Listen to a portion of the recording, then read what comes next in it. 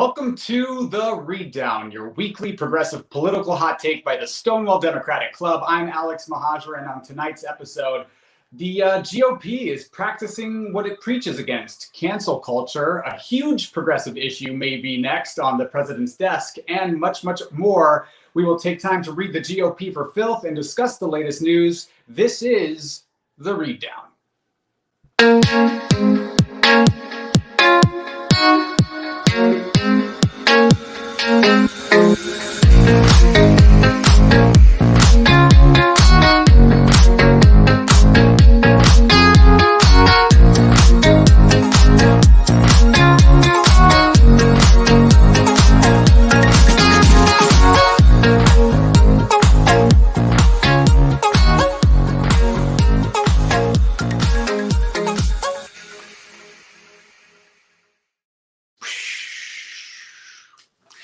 Welcome to The Read Down, everybody. I'm Alex Mahajer, and we've got a lovely show for you tonight. I am so pleased to be joined tonight by my co-hosts, Jonathan Welch. That was a beautiful whooshing sound, Alex. It's great to be here. Thank you. Thanks, Jonathan. You are very, very familiar with the whoosh sound. Yeah. I don't know what I was suggesting there. I don't either. I mean, flatulence. I don't know. That's gross. Well, we're going to talk about Mitch McConnell on this episode. My hair. Okay, great. We're going to talk about Mitch. So, Jonathan, I don't know if you know, but our co-host, the lovely Ebony Murphy-Root, is back this week. Hi, Ebony. Good night, gentlemen. How are you? Good to see you. So good to have you back. Good to see you as well. It's not the same without you. Thank you. How's LBC treating you? It's going. I'm in Palm Springs right now. I'm running away from my life. So here I am hiding away in my most favorite place in the desert. Well, I love that. Very special guest this week. I'd like to introduce you all to Angela Fernandez. She's running for city council in New York in the Washington Heights, Inwood, and Marble Hill area. Please welcome to the program, Angela Fernandez. Hi, hello everybody. Welcome to the show. Thank you. How's the race going so far out there? It's going great. I mean, what's really actually nice is the weather is getting a lot better. We had freezing temperatures January, February, and we were still out there hitting the streets, but now it's a lot easier, and it's been really amazing. People, this is my favorite thing to do, which is go out and talk to voters, do door knocking, do canvassing on the street, and it's a lot of fun. Nice. Well, we are so glad to have you on the show and to have a fresh progressive voice on the show, and we are really excited to have you. Thank you. Joining this week, it's time, guys, for the weekly read down. So this week, the GOP is struggling to find a balance between taking corporate money and listening to companies when they're unhappy with the result. Yes, you heard that right. The GOP is unhappy with corporations. So really what this all comes down to is that the Georgia anti-voting laws that were passed, I guess it was last week, that were restrictive voting laws meant to restrict access to the ballot box in Georgia in the wake of Joe Biden's victory in that state and the 2 Senate seats that were won by Democrats in that state. Republicans in the state legislature are trying to legislate Democrats out of office by passing basically Jim Crow 2.0 laws that restrict access to the ballot box. Now, this has caused a huge outcry from activists, Democrats, voters from both parties, really. People find the law pretty outrageous, and there's been a lot of pressure been put on corporations that are based in Georgia, particularly Atlanta, where there are a lot of major corporations that do business out of that state, basically putting pressure on those corporations to speak out. Now, this includes the Major League Baseball organization, which has decided to move its All-Star game out of Georgia and will move it instead to Denver. First and foremost, I want to hear, what do you guys think about this MLB game being moved out of state? And I want to start with our guest, Angela. Well, I think it's really interesting because, of course, we're at a point now where things that shock the conscience now seem to be shocking the pocketbook of some of these corporations. And I think that's really what's happening. I don't ever think that corporations do things because of some moral imperative, but actually do it because whether it's going to hit their bottom line or affect their bottom line. And I think that's the reality of it.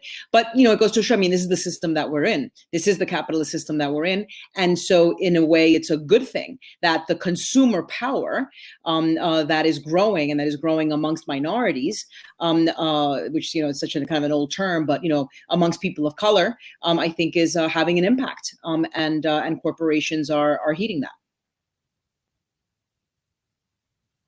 What do you think about this? Does this hit anywhere that hurts? Because I know it might just be one game, right? But it seems like Georgia Governor Brian Kemp and other Republican heads of the Republican Party are pretty upset about this. They've been speaking out about it. Brian Kemp at a press conference about it. What are your thoughts on this?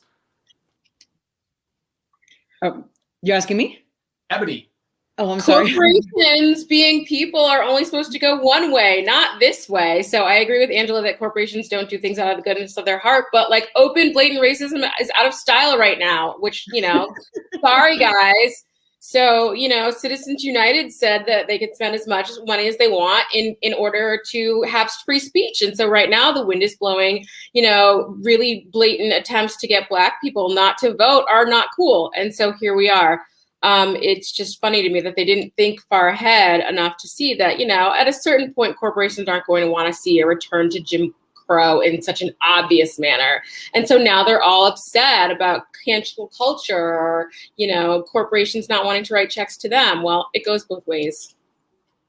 Yeah. And Jonathan, so while the MLB game was moved out of state, there are other corporations like Delta Airlines and Coca-Cola that have grown a background bone and are speaking out against these voter suppression laws, which has really irked Georgia Governor Brian Kemp and Mitch McConnell and others. A study was recently released that showed that corporations actually gave about $50 million from 2015 to the present day to Republicans, to GOP Republican state legislators that ended up backing voter suppression laws in multiple states, not just in Georgia, because as we know, there are like 300 anti-voting laws that are trying to be passed in states across the country. It's not just happening in Georgia.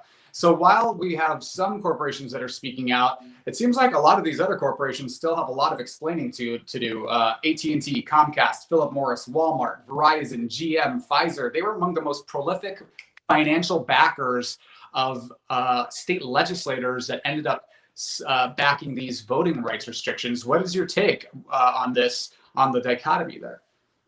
Yeah, too much, too little, too late. In some cases, like you really have this occurrence of corporations finally deciding that they have a voice, and that they're not just dark money, like that they're not just funneling money into politics one way or another, either directly through the campaigns of certain candidates or through PACs and through other initiatives. They, certainly. I have so many thoughts about this. One, with the baseball thing, as a lifelong baseball fan, former baseball player, I'm actually very stoked that the MLB decided to take action in this unique way. But it's also so funny to see these Republicans like bending over backwards and twisting themselves into pretzels to discuss boycotting them, when in the same breath they'll talk about how cancel culture is coming for them and that we need to get away from that. But when it comes to corporations, I think that, I'm a little concerned, first of all, in seeing a lot of Republicans like Mitch McConnell saying that companies need to stay out of politics, not just because it's hypocritical, not just because he, used his entire career. They've used their entire careers in Congress in order to give companies a voice that's more powerful than the people, but because they're starting to take this more populist tone. They're the opposition now. So what they're trying to do is craft a narrative around how they can win in future elections. And it's not just rigging the elections with some of these state laws. It's also giving people this narrative of, we care about the people, and we're telling corporations and big dollar CEOs to shut up. So obviously we have a huge hypocrisy issue with the GOP, but when it comes to companies, they've been given this green light by the Republican Party for the past 20 plus years to go ahead and use their voices politically. And now that it's turning on them, it's going to create some friction. But we need more than just statements. We need them to actually put the money where their mouths are. And like you said, Alex, they've been giving dollar after dollar to Republican politicians on the state level where they're headquartered to do this dirty work. Well, we now know about it. It's not going to happen behind closed doors. It hasn't happened behind closed doors. I mean, in some cases, the bill signing has, but all of this is out in the open, and we're quite awake to that reality. So I think that they have a lot of catching up to do. And companies definitely have a responsibility, and hopefully this is the beginning of that. Yeah, and Angela, we've got a video clip I want to play for you and get your reaction. This is Senate Minority Leader Mitch McConnell, who is just nonplussed by this sudden activism by corporations speaking out against these anti-voting laws. Here's what Mitch McConnell had to say in his warning shots to corporations that stand in the way of the Republican agenda. And I found it completely discouraging to find a bunch of corporate CEOs getting in the middle of politics. My advice to the corporate CEOs of America is to stay out of politics. I know. Let me just lay this out for y'all watching, okay? Mitch McConnell, who may single-handedly be the greatest engineer of corporate-backed financing of politics, who filed personal lawsuits to ensure that corporations could spend money with no limits and argued that corporations are people who deserve to have a say in politics, now believes that corporations should just stay out of politics. Did I get that timeline correct? It's incredible how blatant he is in his constant lack of cohesion in his own political analysis. And I think that this whole concept, I mean, I remember growing up, where everyone around me was like, let's not be political, that it was, you're rude if you're political, but we're all political. If you have a sibling, you live a political life. I mean, that's just the reality. Politics isn't everything. And every time I would hear that, I always felt like this is really a cop-out in such a way that hurts people that are oppressed by these systems. And by saying, I don't want to be political, you're really just saying that the status quo is okay. And that's actually very problematic. And so I just think it's absolutely laughable that Mitch McConnell is now speaking the way that he's speaking. But the thing is, he's so shameless. I mean, he's been shameless. He's always shameless. So it's also not surprising. Yeah. And Mitch McConnell was armed with funding from billionaire conservatives like Betsy DeVos. Mm-hmm. I never hear that name again, but here she is. And she took this, he took this mission to the Supreme Court and ended up winning. His side won. The Citizens United case ended up winning, opened up a way for corporations and big donors and secretive nonprofits for unlimited money and often untraceable cash into elections. But when they speak out against your backwards Jim Crow policies, no, stay out of politics. Ebony, we've talked a lot about Mitch McConnell's and really the Republican hypocrisy when talking about even things like gun reform, right? Like a gun violence happens and all of a sudden they say, don't make this a political issue. What do you think of McConnell's brazenness here? He really makes me laugh because Angela put it so, graciously, but the way that he pivots is just like, it's you've got to follow him. He's a turtleish kind of man. He's shameless. He really is. And, people can write checks in all the directions. And so it seems like they only think maybe 5 years ahead or 10 years ahead. They don't actually think that we would be able to get a coalition of small dollar donors and perhaps corporations who do not want to see this level of blatant blocking of democracy. And so, I think that he thought that this would maybe be an easy 4 years. His old friend, Joe Biden, who's such a nice man, would just keel over and let him do his thing. And I think he's surprised at the fight from the left. So I'm ready. I'm ready for the fight. What do you think, Jonathan? Could we actually be winning this battle? How likely is it we can work around these suppressive tactics and laws and organize anyway? What's it going to take? I think my biggest concern is when we look at specifically the Georgia law, it isn't about handing people water and food in line. It isn't about restricting absentee voting access. It's about the Board of Elections, and it's about the ability for the legislature to basically overturn whatever the Board of Elections says by removing officials and installing hacks to do the dirty work and to give them the results that they're looking for. That part concerns me. The other stuff, I feel that we are on the left, we are an incredibly well-organized machine. After the last 4 years, it's all been about grassroots organization. It's been about groups in every neighborhood and every city and town, making sure that they get their voters together, that they're being spoken to by people in their community, given the restrictions, given the guidelines, and taught how to deal with this new system. So I'm not as concerned necessarily about some of these restrictions as I am about about that really scary part of the legislation. Now, it's not over. I mean, yes, it's been signed into law. The governor, who's obviously trying to steal the election for himself so that Stacey Abrams doesn't become the next governor in a state that's rapidly changing. The governor has signed it. It's there, but there are groups like the ACLU who are suing Democracy Docket. They're suing to have this examined further and to see what we can do.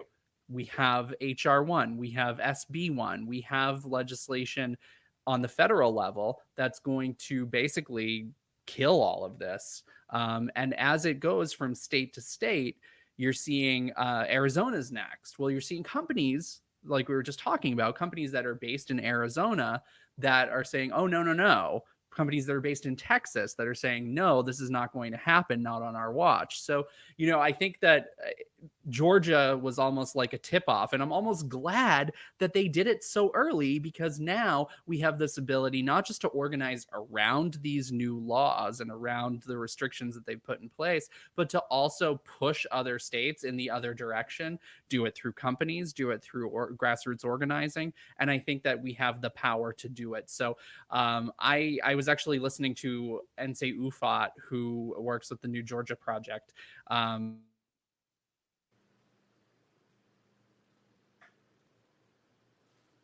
I think Jonathan's frozen. We may have lost him for a second, but we will, whenever we get him back, we will have him rejoin the broadcast. So Jonathan, we'll just stare at your frozen face until then.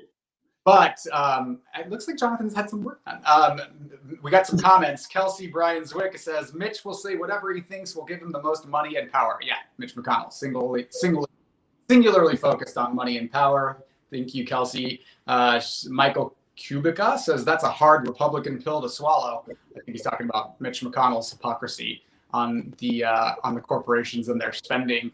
But either way, keep your eyes on the space. We will continue to watch. Dahlia says, please, if you have friends and families who live in the Heights, Inwood, and Marble Hill, call them the Club. This is my hood and Ebony's old stomping ground. Yes, and at the end of the show, we are going to let Angela plug her campaign website and let you know where to go.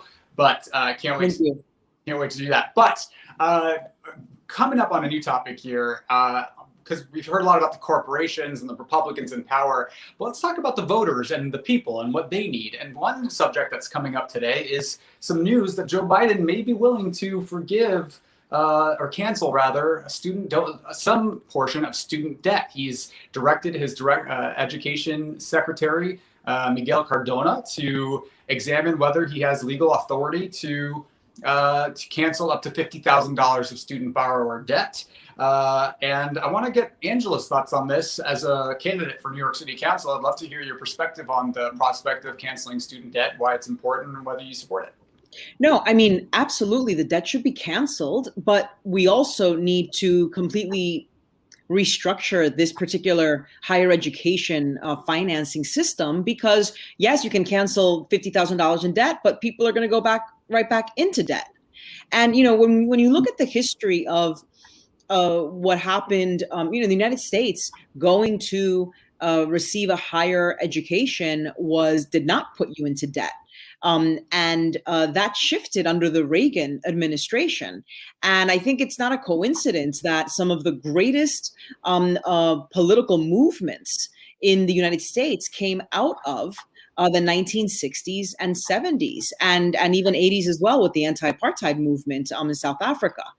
And I watched a really great, short, kind of very, very brief, short documentary about the role that the Reagan administration had to play in restructuring the way in which one went to into higher education, and would go and have to take out loans to pay to go to school. And so I think, we can never underestimate the ways in which our systems are structured to really burden people. Because when you graduate from school with debt, the burden is so tremendous. I mean, people have committed suicide because they see that they're not able to get out from under this student debt, and it's absolutely unconscionable. And so I think that one of the things that I have spoken about through my own platform at the city council level is that the New York City negotiates a $90 billion budget, and we need to also look at creative ways in which to help people with student debt in the city of New York. And secondly, there's a tremendous and amazing free CUNY movement, where the CUNY school system once, not too long ago, used to be free. And as soon as the school opened up and went from majority white to majority people of color, then the tuitions coincidentally started going up. And CUNY is out of reach for a lot of working class people, and that's what CUNY was created for. So, I think we have to always really understand where this is coming from, and we need to, yes, cancel the debt, but we really also need to restructure this so that it's crazy that in the United States, it's one of the only countries in the so-called developed world that you graduate from college with $50,000 to $100,000 in debt. You don't see that anywhere else in the world. I graduated with $100,000 in debt from Columbia Law School. And it was an incredibly horrible burden, because I knew I wanted to do public interest law. And to be quite honest with you, I don't think I really understood what it meant. That's the other thing, is that you're in your early 20s when you're getting grad school debt. You're definitely, a teenager. You're 18, 19 when you're going into this, undergraduate debt. And these banks really take advantage of our naivete. And number two, also perpetuate this narrative that an education of $100,000 is a worthwhile investment. I'm sorry, that we shouldn't even have that in our narrative. An education should be free, and that's it. Yeah, and Angela, I want to just say I also have law school debt and work in the public sector. I work in the government, and it's I'm a millennial, and I graduated law school in the worst economy in American history since the Great Depression. So for like the first years, I couldn't find work that paid me above $10, $12 an hour part-time, and I was struggling to figure out what was going to happen to me and for me. And meanwhile, I had over $150,000 of student loan debt from law school. That, by the way, you're right to say, yeah, fine, cancel $50,000 student loan debt. That will solve the burden for a lot of people, but it's not going to be a problem that put people in that position to begin with.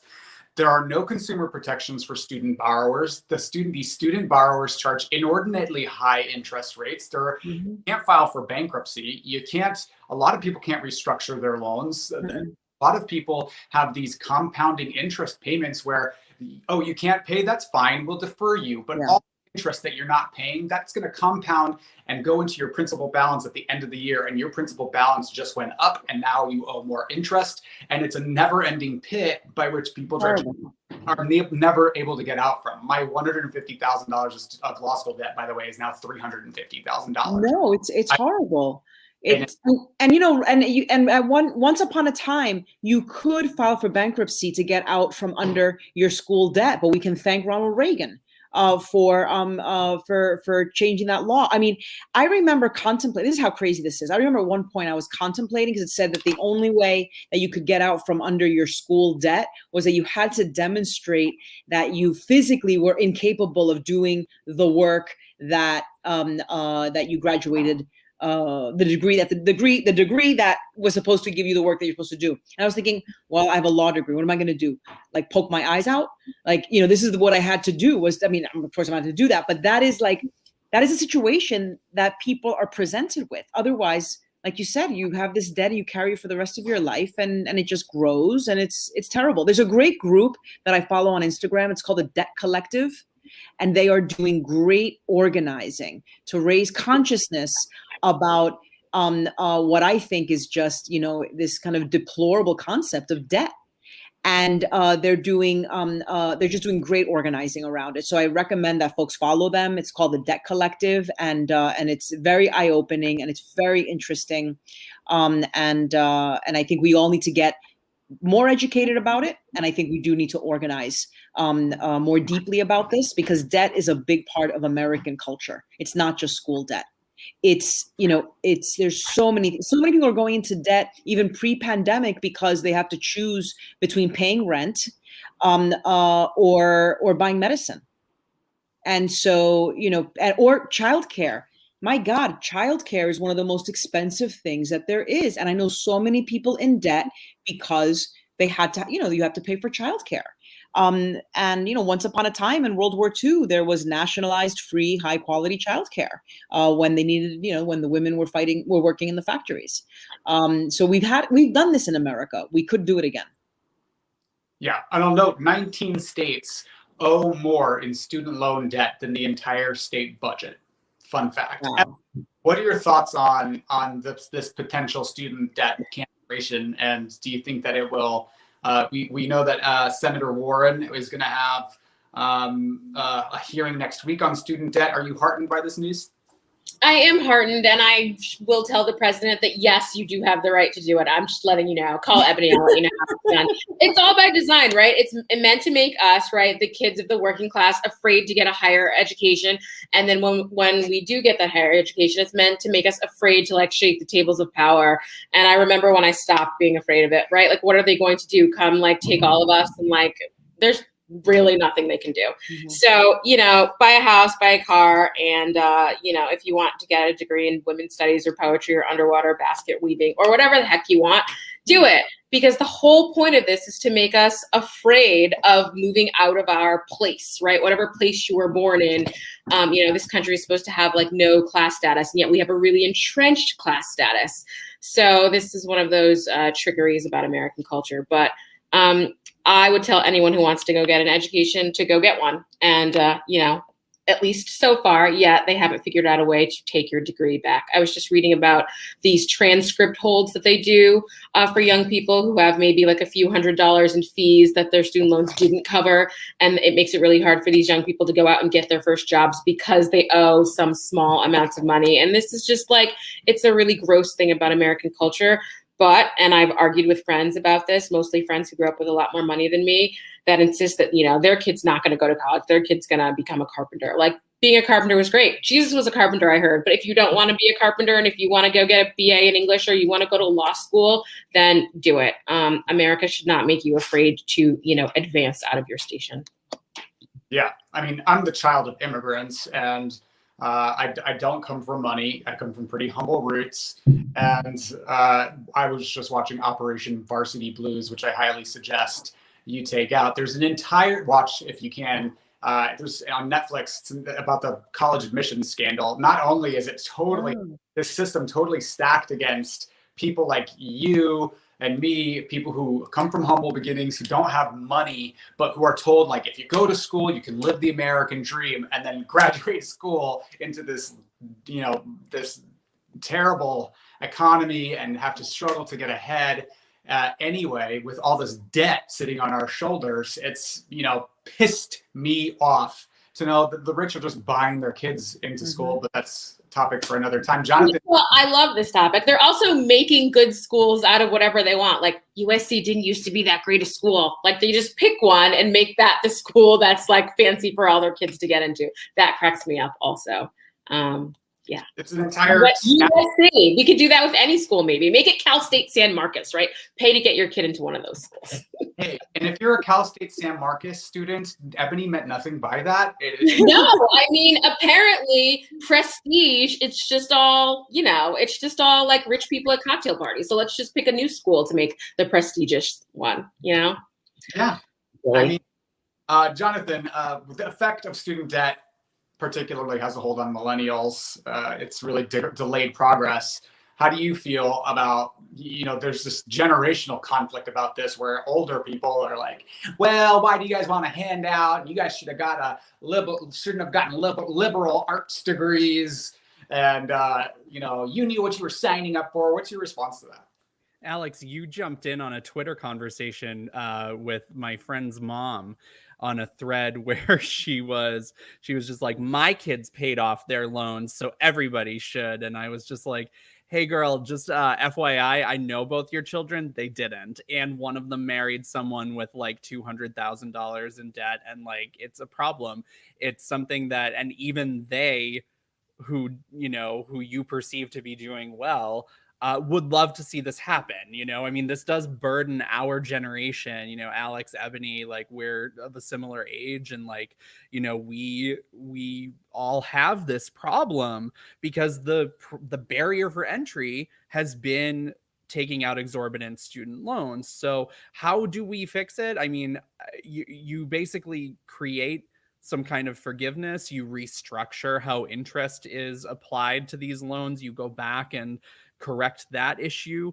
That's something that I think Senator Warren's probably going to be looking at. I really feel as though whatever President Biden does, and I'm really excited that they are looking at this, and that they are looking at something that's a little bit bigger than the 10,000. Whatever it is that he does is going to help to endear an entire generation of working Americans to the Democratic Party. So not only is it smart economically, because this is the biggest thing that's holding not just the millennial generation, but holding our entire country back, but this is also something that politically can really benefit us for years to come. So I'm super excited about it. And I actually think that this is something that knowing that President Biden is trying to make a more progressive mark and try to do more bold FDR-like policy changes in his time in office, I think that this is kind of like a no-brainer for him. And this is something that would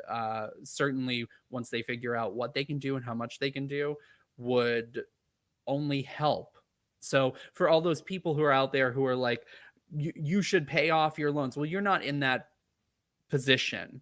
And if you allow people to succeed, if you allow people to move up in society, then you're going to see benefits that are just going to drown those idiotic, ill-informed voices out. And I went in on Jonathan's friend's mom on Twitter. Good. I may never see her again, Alex. I let her have it. I was just like, ma'am, and I had at it. But and I want to just comment real quick. It was her husband at a summer barbecue back in Massachusetts who said to me, Angela, you're going to appreciate this. Oh, no, we don't talk about politics. And I said, oh, no, we do talk about politics. I went to school for it. It's my entire life. It's my morals and my values. And I'm going to talk to these people about it. And if you don't want to be part of that conversation, you can go somewhere else. But I'm an adult just as much as you are. So thanks so much. Really so very New England. I knew it. Yeah. You've really burned bridges with this family, but that's very brave to do in some spaces here in the United States. They, yeah. So that's awesome. Come to my clam bake, Jonathan. Don't worry. Okay, good. We can have our own. We can have our own damn barbecue. Okay, or clam bake or whatever you do in Connecticut. Either way, the CDC, you guys. So let's turn to coronavirus for a second. So Joe Biden has well exceeded his goal of 100 million doses administered in 100 days. I think we're past 150 million doses now. We're approaching 4 million doses a day, which is just quadruple the original goal. So we feel really happy the Biden administration is in charge of this effort. And we're nearing about 19% of adults fully vaccinated in the United States. We need 75% before we reach this prolific herd immunity. And while the cases were going down and sort of plateaued for a while, we started to see a surge in a lot of different states across the country. This is due in large part due to the UK variant, the B117 variant, which has been now identified as being in all 50 states. So some of that forward progress was starting to backtrack. We've plateaued a little bit as of this week again, but we still have a very high infection rate. And the CDC, despite all that, has loosened restrictions on travel, but is warning of surging variants among unvaccinated people. What do you think about these loosened restrictions in states across the country, Angela, and the CDC's new guidelines? And what do you think we need to be doing something like vaccine passports, where vaccinated people get priority admissions to airplanes, bars, restaurants, etc.? Yeah, the vaccine passport is a really interesting kind of conversation there, and especially I was the New York State Commissioner for the Division of Human Rights, and one of the great things about that agency, which actually uses the oldest human rights law in the country, which is the oldest anti-discriminatory law in the country, which is called the New York State Human Rights Law. So it's 75 years old. And the agency was really a leader around AIDS discrimination. And so, when Corona hit in the pandemic, there were so many parallels from the agency's perspective, and that there are concerns. There are concerns around this concept of having a vaccine passport, and can it be used to discriminate against people who don't have a vaccine passport. So with that, I just say we just have to try to tread lightly on whether that should or should not be used, and be very thoughtful and make sure that we don't end up hurting and damaging more people in the process if we were to go down that particular road. I think that, I just got my first vaccine. I'm going to get my second vaccine in 2 weeks. I'm still walking around masked up. If I do meet with people in a closed, area, I still wear my mask. I honestly, the other piece too, is that I think that sometimes, one gets really good habits. They say that the flu cases have gone down ridiculously because of everyone wearing masks. I know that this is the first time that I haven't gotten the flu, and I get the flu every year. So, it seems to me that there's a good opportunity for us to continue practicing some safe practices to keep all of us healthy, and be very careful, as we think about, as we open up. Don't get me wrong. I love to go out, have dinner in restaurants. New York City has become much more European as a result because of the outdoor dining. I really hope that is here to stay. But I think that this variant that they keep talking about, I don't know if we even know enough about it. So I think we just have to really continue to proceed carefully. One thing I will say about the CDC is that my understanding is that it's not very well funded. I think that we, in addition to taxing the rich, once, we tax the rich, bring this money back into our collective society and use it to pump up and expand our public health infrastructure. And the CDC is part of that. Yeah, I'll note that the Obama administration actually had a pandemic response infrastructure built, and team and office that the Trump administration dismantled. But that's neither here nor there. He's gone, everybody. Trump's gone. Ebony, what are your thoughts on the CDC's loosening of restrictions, and states loosening restrictions when we're in this really kind of crucial moment?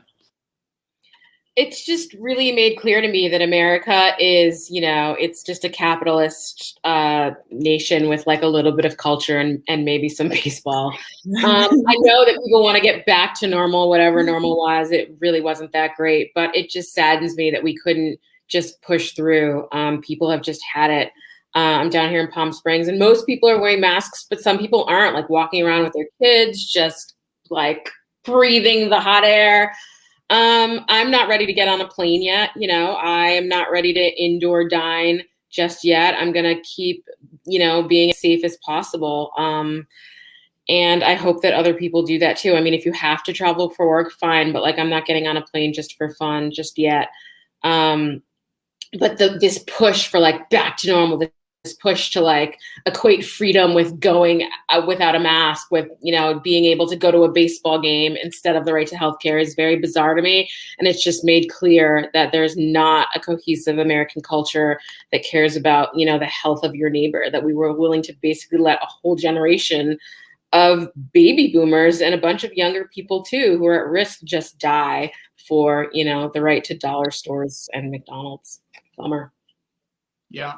And hey, Jonathan, the Derek Chauvin trial for the murder of George Floyd has gone into its second week this week.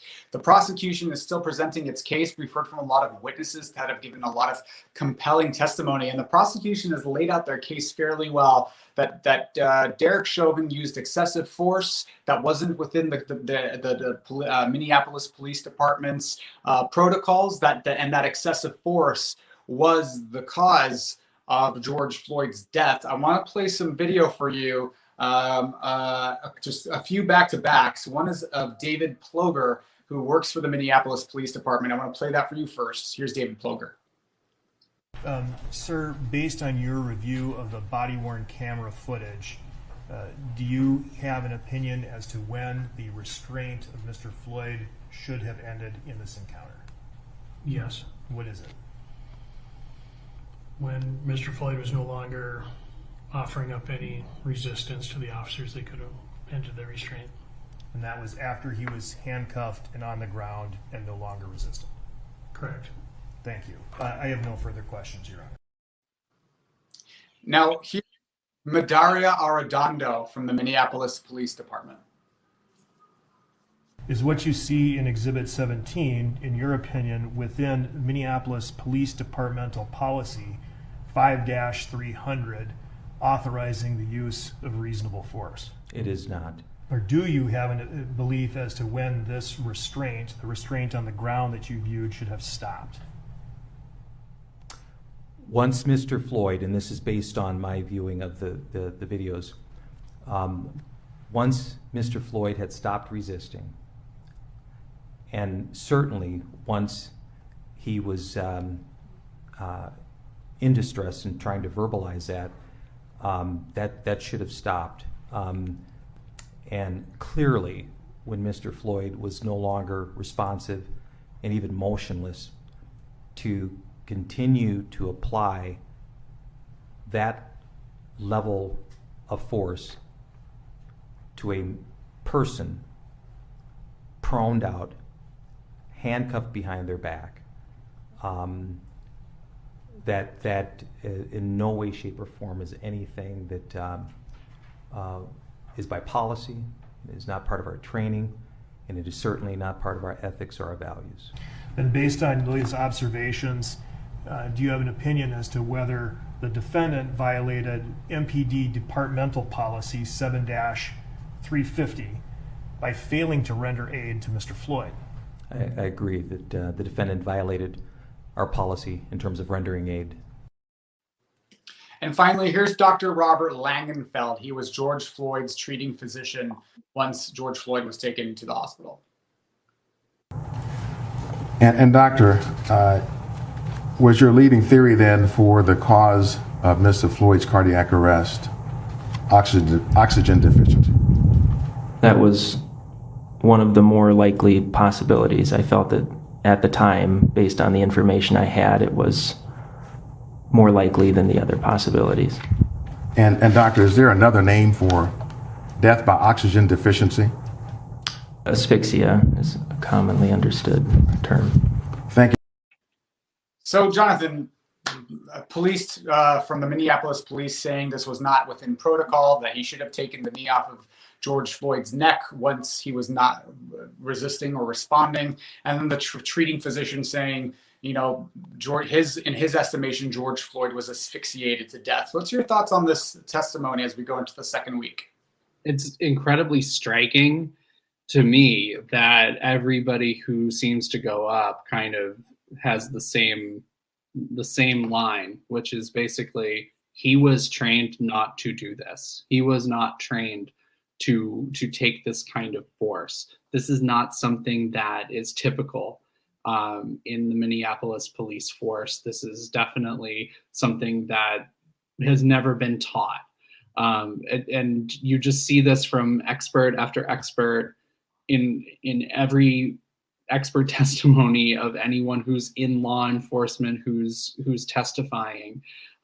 You get the emotional impact from the people who are there. You know, we saw in the early days, the younger people who are part of this case, the young person who worked at the convenience store where George Floyd went and paid with, you know, a bill that was believed that he thought was counterfeit, and just the guilt that he felt because he felt like, I shouldn't have even said anything about this in the first place. The young woman who was filming it, who felt tremendous guilt because she didn't know that she could do anything to save him. And, you know, it's not their place to feel guilt. The very clear thing is that you see this person who murdered someone else in front of everyone, in front of the world. The world was watching this. So it's not surprising, but it is incredibly compelling if you're looking at it as you look at any trial and think, like, this is very, very consistent on the part of the prosecution to have all of these people kind of corroborate the same information, right? So, and all the defense seems to have is just character attacks. Yeah, if I were a juror, I'm walking into this incredibly biased, so obviously, like, you know, I probably would not be selected in the first place, but it's so clear to see, I think. Angela, what are your thoughts here? The defense is trying to make the case that George Floyd was high on drugs, that he overdosed on drugs. What are your thoughts as you watch this trial unfold? Yeah, I do. I'm glad you're asking me that specific question, because, you know, that is something, at least I remember growing up with that this concept that whatever personal flaw a person could have, and God forbid they be African American, then a killing is justified. And it is such a completely ingrained part of the way in which you know, white America reasons. It's, you know, it's her name is so I'm not gonna get her name correctly, and I'm sorry, but her first name is Sonia, and she calls this thing called, you know, kind of this white delusion. And it's, you know, it's this delusion, and that's like that language, that kind of like basically he deserved it because of drug addiction. Like, really? You deserve to die by the state because of drug addiction? Or, you know, because maybe you're having a mental breakdown, you deserve to be killed by the state? It is incredible that it's actually an accepted part of, you know, kind of that white delusional reasoning. I think that, you know, also when we look at it's really interesting to see the prosecution. And I've actually refused to watch this court case because I just know that this system does not provide outcomes that actually provide justice to people who are killed by the state in this manner, in this, you know, racialized violence. But it is interesting to see this, and actually I was like, okay, this is actually surprising in a good way. But then on the other hand, where were these people when Derek Chauvin had 19 allegations of police brutality in his history? I mean, our system just continues to fail, and it's going to fail because it isn't built to prosecute killer cops. It just isn't. So So anyway, so those are my thoughts. I think you're talking about Sonia Renee Taylor. Yes. Yes. She talks about race and compares white delusion to a rotting food, a very interesting metaphor that she talks about. But look her up if you're interested. Ebony, what are your thoughts on the Chauvin trial as we go into week 2? I spent a lot of time looking at the recordings of that crowd, the scary crowd that included an elementary school student and like some guy about my dad's age and a couple of folks in their 30s. And maybe 12 people. It could be anybody living in like a working class neighborhood. You know what I mean? It was an interesting mix of people. It was diverse in terms of race, in terms of age. And I just think about the fact that I've lived in neighborhoods like that my whole life. You know, I went to grad school. I'm well traveled. I always choose to live in neighborhoods like that because that's where I feel comfortable and that's where, you know, people look like me. And this assumption that if, you know, you don't live in a suburb that you deserve to be treated shabbily by the cops in your neighborhood is like, it's really horrific. And I think our friends who choose to live in the suburbs, who haven't lived in cities, who don't know what it's like to have a corner store that you walk to, just have no idea how rude your average policeman is. And, you know, I certainly have friends who are like, my dad's a cop, my brother's a cop. And, you know, I really don't care if that's the job that you've chosen. Then you need to treat people in the neighborhoods that you work in like they work for a living, like they're just people living their lives, like they pay taxes, because you know what? Everybody does. And you know what? Even if you don't, even if you're like, you know, somebody who's screwed up in life, like we all have, you still don't deserve to be treated like nothing. And so I wonder when we're going to have a reckoning about that. You know, if you've ever been pulled over, which I have maybe a dozen times, maybe 14 times, and you've been treated like nothing just because, you know, some cop's having a bad day, then there's an anger there that I think your average middle-class white person who hasn't lived that experience has no clue about. And so when we're watching, we see this scary crowd and it looks like members of our family, you know, we're not okay with this. Yeah, I got pulled over the other day for my cell phone or something. And the officer asked me for my driver's license and insurance, and it was in my laptop bag, which was in the seat right next to me. And I looked at him and was like, I'm going to reach into my bag. Is that okay? And he just looked at me like, what the hell are you, like, what are you talking about? And it just struck me as, you know, just over the last year, hearing so much about the Black experience and trying to educate myself on this issue, it just struck me as poignant that he did not care at all if I was going to reach into my bag for something like a cell phone ticket, right? And that's the kind of thing that a person of color has to worry that they're going to get shot over.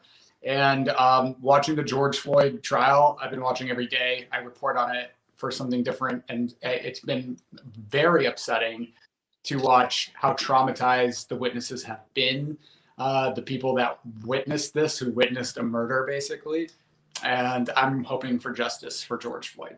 So we are at that time of the episode, everybody. It's time, on that note, to change up the note just a little bit, the tone just a little bit. We're going to open up the library. It is that time of the week where we open the library. We each get our chance to go around, read someone for filth, get on our soapbox, or just speak from the heart if we want to. Everyone gets about 2 minutes. And today I'd like to start with you, Jonathan.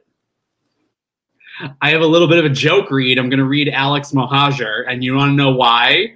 Because Thursday was a stressful day for me. I was at work. I was doing, you know, I was very busy. And then I look at my text messages as I'm driving, which you're not supposed to do. That's what Alex got pulled over for. But I looked at my text. I was in traffic on Fountain Avenue. I looked at my text messages, and there was a text message that said Joe Manchin has left the Democratic Party to join the Republicans, and we no longer have a Senate majority. And my entire body just went like cold sweat, like instant physical panic attack. And like I contemplated, I'm in my car, where can I drive where I can, like, how can I drive off of a bridge? Like, where's the closest one? What am I going to do? Am I going to die of a heart attack in my car? And then I saw April Fools I hate April Fool's Day. Well, not karma because I got a ticket for that. That was what it was. But thank you for that read. I will humbly accept the time I've been read on the program, and I'm so honored. Ebony, who would you like to read this week? I have a general read this week to gatekeepers. So gatekeepers are the kind of people who could help others, right? But they simply choose not to. They choose only to help people who are just like them, right? So the people who went to just the schools that they went to, or have the exact personality type that they have, or are the exact kind of leader that they would be if they were in charge. And the problem with gatekeepers is that they simply reenact the same power structures that they perhaps think that they are fighting against, but not. And so what I've always aimed to do with whatever limited power I have in the world is to reach back and help people. So if anybody wants to have coffee with me and ask me about, all these hills that I've climbed, I'm always willing to do that. If anybody wants, a student from maybe community college wants a letter of reference, like it doesn't take that long to do it. I see all of these, college professor friends of mine, like, oh gosh, I have to write so many letters of, like, just do it, right? If you have a modicum of power in the world and you can use that to help somebody else who doesn't have what you have get to where they want to go, it's so easy to do it. So to gatekeepers who don't try to help others, my read is to you this week. That was the read I needed this week. Yes. Down with the gatekeepers, or at least the gatekeepers. Why don't you open up the gates and let more people in? Thank you for that, Ebony. You got a lot of love on the comments right now. OMG, the Ebony. I think that is somebody this Michael Kubica guy is. We went to high school together, and he took me in my first yoga class back in the 00s. Hi, Mike. I couldn't tell or if he was like your friend, but okay. Marie says we love Ebony, and yes, we do. We love Ebony. Thank you for that. Hey, our special guest this week, Angela Fernandez. Who would you like to read this week? I think I'm going to take it back to the theme because, after speaking about the trial in Minneapolis, so I remember this. When was it? In the fall. I was actually dropping off voter registration applications at the Board of Elections in the Bronx, and I see a police officer pull up behind a car. And I think the car was maybe speeding. I don't know, maybe. And then the police car goes in front, and I see the driver. And what the driver does was literally, before the cop even got out of the car, put one hand through the window and another hand through the sunroof to show that he doesn't have a gun. And this is how he, sat in his car until the police officer got out and went over to the car. And I thought to myself, my read down is that we should not live in fear of state violence, and that we need to really look at all of the amount of money that goes into militarizing our police. When I look at the police now compared to what they, were in the 70s, it's a military operation. Sometimes I feel like we're occupied. And so that's my read down, that we need to reallocate that funding so that it goes from the punishment paradigm that we have in this country to the care paradigm that we need to develop and fund in this country. Really briefly, there's a town in, I think it's Little Falls, Minnesota, that stopped incarcerating people who had been charged or arrested for drug-related offenses. Mm-hmm. Instead, they took a little state funding and they allocated it towards rehabilitation. Mm-hmm. And what they found in that city with this approach of decriminalizing it and rehabilitating mm-hmm. instead was that they eradicated their opioid crisis in that mm-hmm. 6 months. Yeah. Food for thought. Why have we so much in militarizing a surveillance police state when we are neglecting the root causes of the problems in our society? So amen to that, Angela. My read this week is for West Virginia Senator Joe Manchin. It was on the outline, Jonathan, and I'm going to fit it in just so we have a full rounded, so we can say we can. Hey, look, this infrastructure bill by Joe Biden, it's about $2.25 trillion. It is a racial equity bill. It is a climate change bill, and it's an infrastructure bill. That is it has hundreds of billions of dollars allocated towards addressing racial equity, eliminating redlining, addressing the problems in communities of color, removing lead pipes from communities of color, and much, much more. Look into it. And reducing our electricity emissions. It's a climate change bill that creates a renewable electricity grid that's 100% sustainable by 2035, and it improves our nation's roads and bridges. We just learned yesterday the Senate parliamentarian ruled that Democrats can pass this bill using budget reconciliation, which means they only need a simple majority vote to pass this legislation. It would be the second huge bill by the Biden administration in just a couple of months if we get this done, and that's huge, huge movement. And to do this, Joe Biden has proposed that we raise the corporate tax rate from the current 21% to 28%. Under Barack Obama, the tax rate was 35%, so it's still less than what corporations were paying under the Obama administration. And I will note that last year, because of corporate loopholes and lots of different loopholes that corporations use to not pay taxes, 22 of the biggest corporations in the United States paid no federal at all. So the tax burden for the country's services and the expense of the country operating fell on the American middle class and lower. And so now West Virginia Senator Joe Manchin is throwing a wrench in our plans again, saying he doesn't support raising the tax rate to 28%. He is amenable to raising it to 25%, but this could significantly impact what we're able to get accomplished with this bill. Joe Manchin, get on board.